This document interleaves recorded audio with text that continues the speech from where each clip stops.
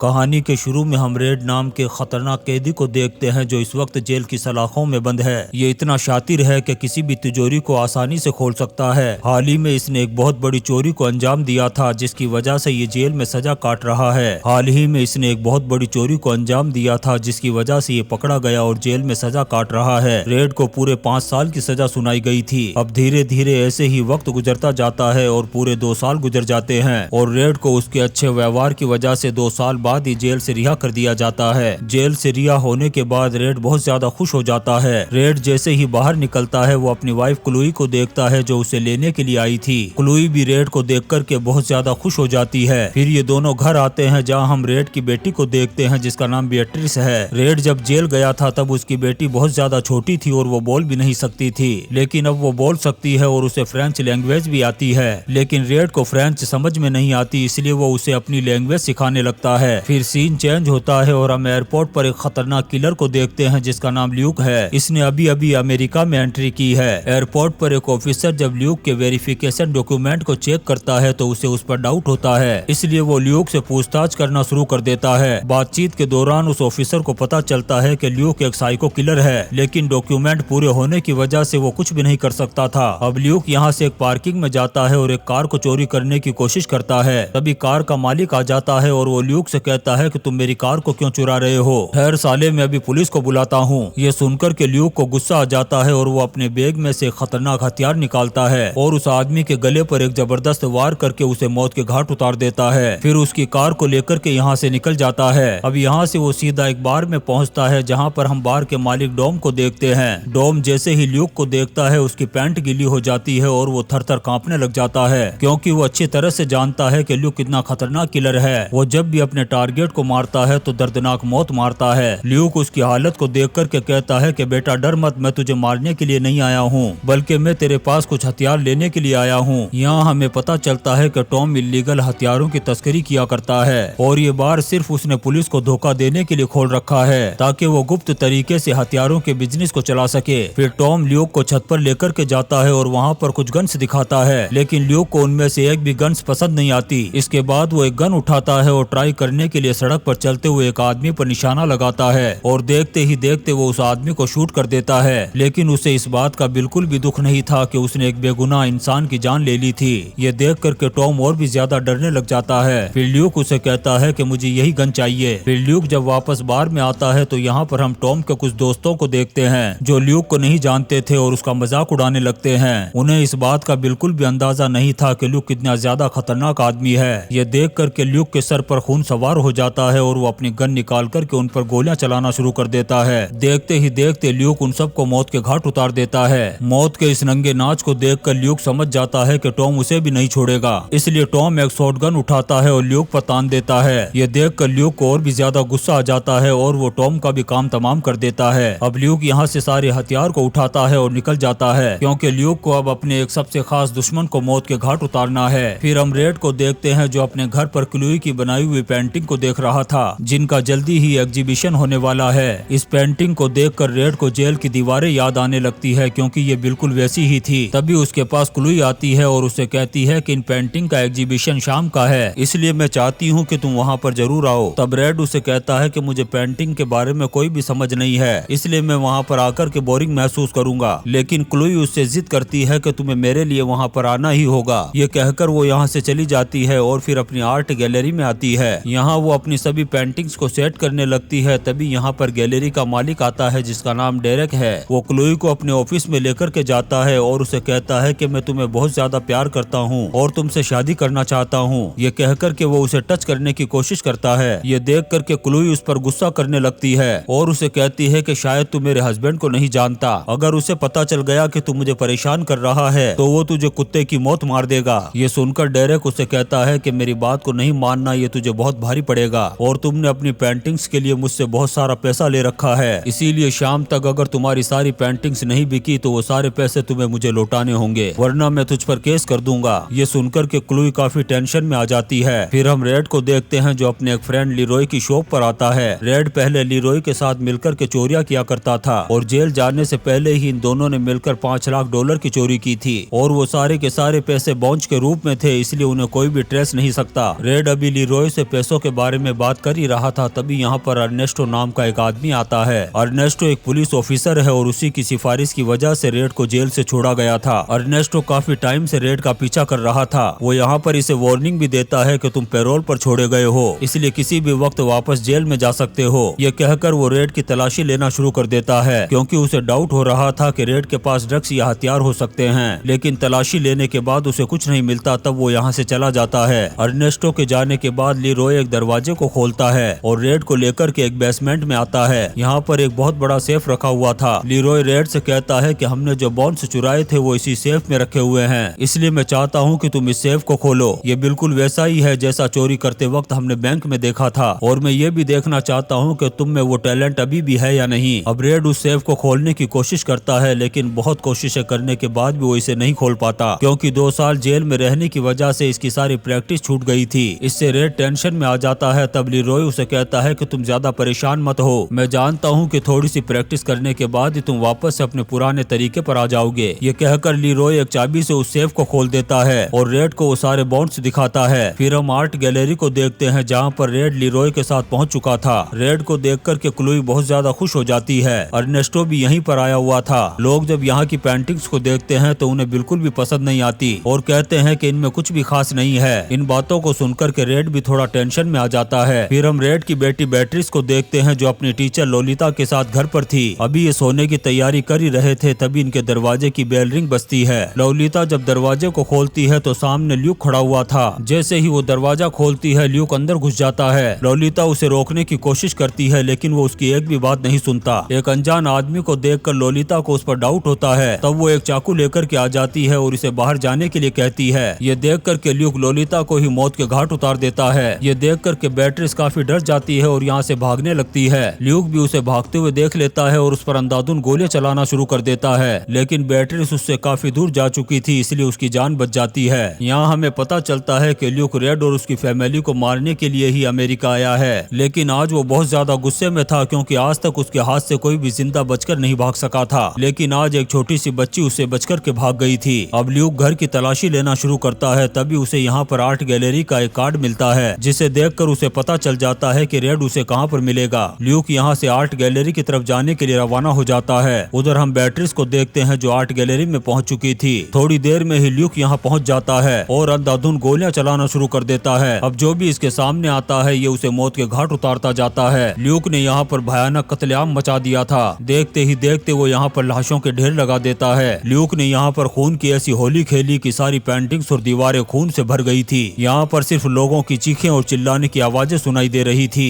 लेकिन ल्यूक सबको मारता जा रहा था। यहीं पर अर्नेस्टो भी था जो ल्यूक पर गोलियां चलाना शुरू कर देता है लेकिन ल्यूक को किसी का भी डर नहीं था। वो लगातार गोलियां चलाता जा रहा था। लीरॉय को भी बहुत सारी गोलियां लग जाती है। रेड उसे कहता है कि मैं तुम्हें हॉस्पिटल लेकर के चलता हूँ लेकिन लीरॉय जानता था कि वो अब जिंदा नहीं बचेगा इसलिए मरने से पहले वो सेफ की चाबी रेड को दे देता है और दम तोड़ देता है। उस चाबी को लेने के बाद रेड अपनी वाइफ और बेटी को लेकर के यहाँ से भागने लगता है लेकिन ल्यूक उसे भागते हुए देख लेता है। ल्यूक इन पर गोलियां चलाता है लेकिन रेड गाड़ी लेकर के यहाँ से निकल जाता है। गाड़ी में क्लूई रेड से कहती है कि आखिर वो आदमी है कौन जो हमें मारना चाहता है। तब रेड उसे सारा सच बताता है और कहता है कि जब मैं आखिरी चोरी कर रहा था तब उस आदमी का भाई मेरे साथ ही था। तभी वहाँ पर पुलिस आ गई थी और उन्होंने उसके भाई को मौत के घाट उतार दिया था लेकिन ल्यूक को लगता है कि उसके भाई को मैंने मारा था इसलिए वो मुझसे अपने भाई की मौत का बदला लेना चाहता है। रेड क्लूई से कहता है कि ल्यूक एक बहुत ही खतरनाक किलर है इसलिए हमें जल्दी से जल्दी शहर को छोड़ना होगा। रेड यहाँ क्लूई को उन बॉन्ड्स के बारे में भी बताता है और कहता है कि लीरॉय की शॉप के बेसमेंट में वो एक सेफ में सुरक्षित पड़े हुए हैं। ये सुनकर के क्लूई कहती है कि हमें उन बॉन्ड्स को निकाल करके कैश कराना होगा क्योंकि अगर मैंने अपने बॉस के पैसे नहीं चुकाए तो वो मुझे जेल भेज देगा। ये सुनने के बाद रेड लीरॉय की शॉप पर पहुंचता है और उन्हें कहता है कि तुम गाड़ी में ही बैठे रहो, मैं बॉन्ड्स को लेकर के आता हूँ। ये कहकर रेड बेसमेंट में जाता है और ये दोनों गाड़ी में बैठकर उसका इंतजार करने लगते हैं। तभी यहाँ पर ल्यूक आ जाता है और वो बेट्रिस पर गन पॉइंट कर देता है। फिर ल्यूक बेट्रिस और क्लूई को लेकर के बेसमेंट में जाता है। उधर रेड ने भी वो सारे बॉन्ड्स बाहर निकाल लिए थे। रेड जब बेसमेंट में ल्यूक को देखता है तो वो समझ जाता है कि अब ये किसी को भी जिंदा नहीं छोड़ेगा। यहाँ रेड ल्यूक से कहता है कि ये सारे बॉन्ड्स तुम ले लो, चाहो तो मुझे भी मार दो, लेकिन मेरी बेटी और वाइफ को कुछ नहीं करना। तब ल्यूक कहता है कि ये बॉन्ड्स तो तुम सबको मारने के बाद भी मैं ले लूंगा। अब रेड यहाँ पर उससे बचने का आइडिया सोचने लगता है। तभी ल्यूक उस पर गोली चला देता है। बेट्रिस भी ल्यूक के पास ही थी, वो उसे भी सेफ में बंद कर देता है। फिर वो उस सेफ को लॉक कर देता है ताकि बैटरी से अंदर घुट-घुट करके मर जाए। क्लोई भी यहाँ से बचकर के भागने लगती है, लेकिन ल्यूक उसे देख लेता है और उसके पीछे जाकर उसके सर पर एक जबरदस्त वार कर देता है, जिससे क्लोई बेहोश हो जाती है। उधर हम रेड को देखते हैं जो अभी भी जिंदा था, क्योंकि जो गोली ल्यूक ने चलाई थी वो सेफ की चाबी पर लगी थी। अब रेड खड़ा होता है और उस चाबी से सेफ को खोलने की कोशिश करता है, लेकिन गोली लगने की वजह से वो चाबी टेढ़ी हो गई थी। रेड बैटरी से कहता है कि तुम डरो नहीं, मैं जल्दी ही तुम्हें बाहर निकाल लूंगा। अभी ये दोनों बात कर ही रहे थे, तभी यहाँ पर ल्यूक आ जाता है। यहाँ पर इन दोनों के बीच में जबरदस्त फाइट शुरू हो जाती है। काफी देर लड़ने के बाद ल्यूक गन उठाकर के रेड को गोली मारने ही वाला होता है, तभी यहाँ पर अर्नेस्टो आ जाता है और वो ल्यूक पर गन पॉइंट कर देता है, लेकिन ल्यूक को इससे कोई भी फर्क नहीं पड़ता। वो अर्नेस्टो को मारने के लिए उसकी तरफ जाता है। ये देख करके वो ल्यूक पर गोलियां चलाना शुरू कर देता है। ये देख करके ल्यूक 2 बॉम्ब्स निकालता है और कहता है कि यहाँ से कोई भी जिंदा बचकर के नहीं जा सकेगा। वो जैसे ही बॉम्ब का ट्रिगर खींचता है, यहाँ पर एक ब्लास्ट हो जाता है, लेकिन ब्लास्ट ज्यादा बड़ा नहीं होता, इसलिए सिर्फ ल्यूक ही मारा जाता है। लेकिन यहाँ पर जितने भी बॉम्ब्स थे वो सभी जल चुके थे। अब रेड देखता है कि बैटरी सभी भी सेफ में ही है। अब वो अपनी स्किल्स के जरिए से उस सेफ को खोलने की कोशिश करता है। थोड़ी देर कोशिश करने के बाद आखिर वो उस सेफ को खोल देता है और अपनी बेटी को बाहर निकाल लेता है। अब रेड को लगता है कि अर्नेस्टो उसे अरेस्ट कर लेगा, इसलिए वो अपने आप को खुद ही सरेंडर कर देता है, लेकिन अर्नेस्टो उसे अरेस्ट नहीं करता और कहता है कि तुमने कुछ भी गलत नहीं किया है। अर्नेस्टो कहता है कि मैं पुलिस को कुछ भी नहीं बताऊंगा और मैंने एक खतरनाक किलर को मारा है, इसलिए मेरा प्रमोशन भी हो जाएगा। अब ल्यूक अपनी वाइफ और बेटी को लेकर अपने घर जाता है, लेकिन वहाँ पर ये फिर से उदास हो जाते हैं क्योंकि सारे बॉन्ड्स जल चुके थे और इनके पास एक पैसा भी नहीं था। तभी यहाँ पर क्लोई का बॉस डेरेक आता है और वो इन्हें बताता है कि वो सारी पेंटिंग्स बिक गई थी, क्योंकि वो पहले तो किसी को पसंद नहीं आ रही थी, लेकिन खून के छींटे लगने के बाद वो सबको पसंद आने लगी थी और उस पेंटिंग की वजह से $3